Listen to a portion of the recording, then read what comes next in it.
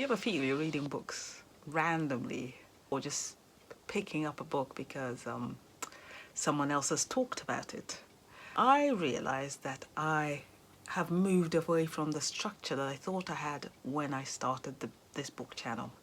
Hi, I'm Anna from Paste Me a Book, and this time I'm going to talk about restructuring my book reading for my book channel. I had a plan in the beginning and I thought I'm going to follow this, but I see that I'm not actually following it. So I thought, let me get to grips with this and restructure the way I'm reading. In the beginning, when I started my book channel, I began it as I said before, to start reading, which was reading more books, which is good, so I checked that box. I also hoped that I would develop with the books that I chose to read. And that has actually happened to some extent. I certainly feel that when I read 48 Men for the General, which was one of the first books I read, that even though it was not a history book, factual history book, taught me a bit about the Biafran War, which was a Nigerian internal war. And because I've lived in Nigeria, it was interesting to know. So that one definitely checked a part of my structure.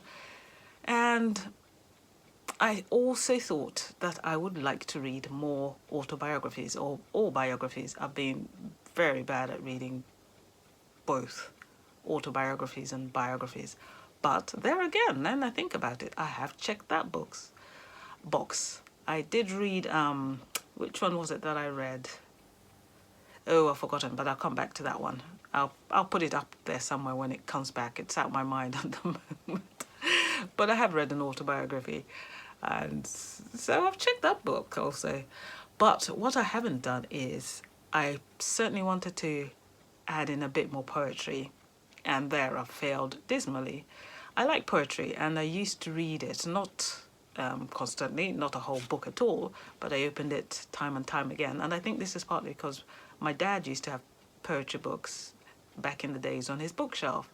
So I used to read some of these. I think he used to use some of the writings or some of the lines in his own writings. He's a historian by background, but hasn't practiced history for a long time.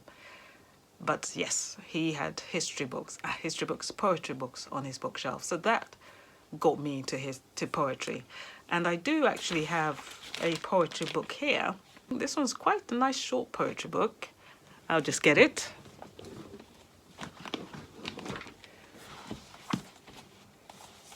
And this is it. It is a very short poetry book. I don't know whether you can see it in this glaring light.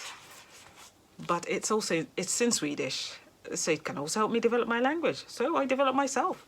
It's by Barbro Lindgren, who is, I think she's still alive. I shall see.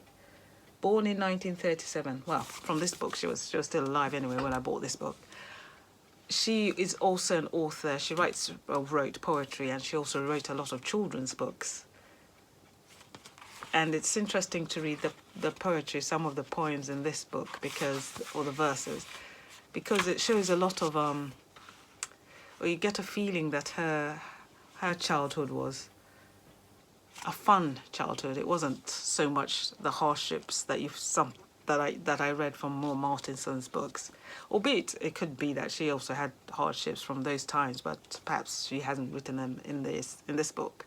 So in her poetry, she brings in a lot of the scenes on the scenery of Värmland, which is an area in Sweden, which is a very, very picturesque area. Definitely worth the visit. So the book, she brings in a lot of scenery in that, and if you've been to Värmland, you can really feel what she's saying. And she brings in a lot of the times when, as she was a child, when she was on the farm, and how it was. So it's a cozy verses in this book. That one, definitely I'll read it. Yeah, so that's the poetry book. So I'm going to start reading more poetry. I've also got Thomas Wordsworth somewhere upstairs. And that one's a thick book. but I don't have to read it from page to page. That's the good thing about poetry. You don't have to read it page to page. You find the parts that are, sometimes you just find the parts that are significant at the time you want to read poetry. So I think that's how I'm going to approach that one. And then I have history books that I felt, or factual books that I really feel I should read. Windrush. This is Windrush, The Irresistible Rise of Multiracial Britain.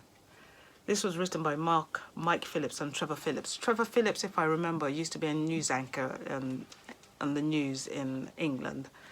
And I guess Mike Phillips, I recognize the name, but I can't quite remember. I think it was Trevor Phillips. Yeah, Trevor Phillips was the anchorman. But I think they're brothers anyway. And this book came out partly because I think they were really looking at the issue of how multiracial Britain hadn't really acknowledged what people from the Caribbean who landed in England, what they had done for the country. And I think it's still an ongoing battle that people from the Caribbean and their families would appreciate acknowledgement from the government. And they're not the only ones, but certainly this book came out because of that. I think I've had this book a long time. It was actually I've had it a long time, but it was my brother who bought it in 1999, but I've never read it. So that one is definitely on my structure for factual books plus history. So there's that one. And another history book, because history was on my structure, improve my history. I am so bad at history, paid no attention in school, so now it's time. The Proud Tower by Barbara Tuchman. I know that this one's it's been talked about, and I know that I've actually mentioned it. As I said, I'm going to read it. I will read it. I am more interested in perhaps leaning more towards Black history or African history, because there I have absolutely no clue.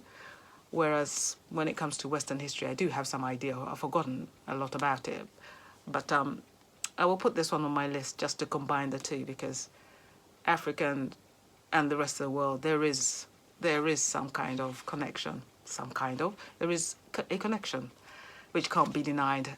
However, it's not always so obvious. So it's not, by reading this, I'm not saying that I'm going to see the connection to African history. But we'll see. It might just be that I need to read more books, and that I will. If I follow my structure, stick to plan. So yes, The Proud Tower, I shall read that one. These books, I'm not quite sure when I'm going to read them. I mean, I am just... I am just showing that I'm going to restructure and put them on my list. And then how that's going to pan out might be another video. But I will put them on my plan. The next time we'll see how it goes. And then an autobiography. This one I bought by chance when I was in a second-hand shop here in Sweden. Madly Deeply, the Alan Rickman Diaries. And I did start it, but then I put it down and I never finished it. For those who don't know, Alan Rickman was an actor, and he lived from, when did he live from? He's now passed on. I can't quite see. Here. He was born in 1946, and he died in 2016. And yes, absolutely, one might even recognize Alan Rickman from Harry Potter, Sense and Sensibility, and Love Actually. Even Die Hard. Oh, and Robin Hood, Prince of Thieves. Yep, that one I should remember, because I did really actually enjoy Robin Hood, Prince of Thieves when it was out. But I've seen him in other things. So I do want to read his diary. It's easy to read because it is in a very diary form. So that one is going to be my factual biography or autobiography. So there's that. And then, of course, on my restructuring, I also wanted to read more African authors. Wanted to read more female African authors to begin with. And there I've succeeded, because I've read Bessie Head, When Rain Clouds Gather. And I also read The House Gun by Nadine I forget her surname. Gordimer, she's not Gardiner. I'll have to come back on that one. I've forgotten the surname. But anyway, I found that one a very good book. Surprisingly good book. Even Bessie Head's book, When Rain Clouds Gather. So I've had a bit of luck with the books I've chosen. So that covered female black authors, and I've read several more. So that one I've definitely succeeded with. So there I'm glad. But then also black African authors. This one I haven't read yet. This is by Ngugi wa Thiong'o, Kenyan author. I think he's been dead a while. He was one of the great writers of his time. So this book I borrowed a while back, so hopefully I can still read it. And I'm looking very forward to reading it. This one is called Wizard of the Crow. And supposedly this one looks at African politics in connection to Western politics, but within a fictional story. So it actually sounds good. It actually sounds like a book that could be very interesting. It doesn't look like a short book at all, but I think it's not going to be a heavy book.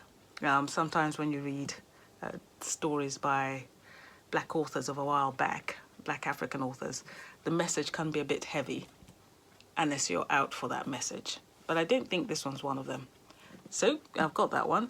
So that covers my black male authors. And then I have a non-fictional book, The Trouble with Africa. Why Foreign Aid Isn't Working. This one I bought a long time ago. I think I bought it just because.